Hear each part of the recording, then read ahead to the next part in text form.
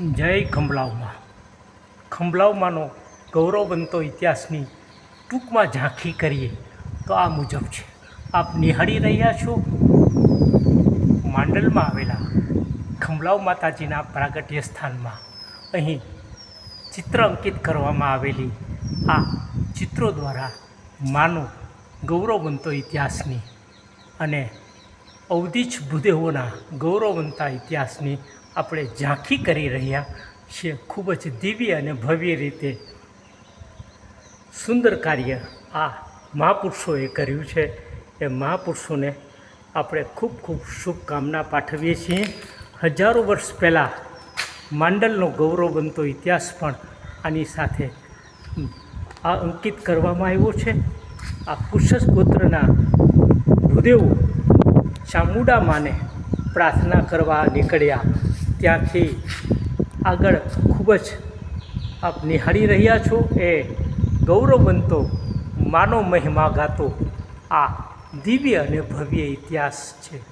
અહીંથી માંડલિયા ભૂદેવો ત્યારે માત્ર ભૂદેવો હતા.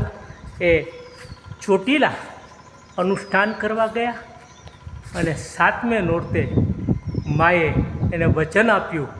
એ વચનની ગૌરવગાથા અહીં ખૂબ જ સુંદર રીતે અંકિત કરવામાં આવી છે. આપ નિહાળી રહ્યા છો એ માંડલના ખંભલાવ તળાવમાં માતાજી પ્રગટ થયા અને ભૂદેવોને પરીક્ષા આપવાનું કહ્યું. પછી માતાજી વિક્રમ સંવત 1340માં માગસર સુદ 14ના પ્રભાતે માં ચામુંડામાં બાળ સ્વરૂપે પ્રગટ થયા અને ભૂદેવો કુશસ ગોત્રના ભૂદેવો ખંભે બેસાડીને ગામમાં લાવ્યા. એટલે કુળદેવી ખંભલાવ તરીકે કહેવાણા.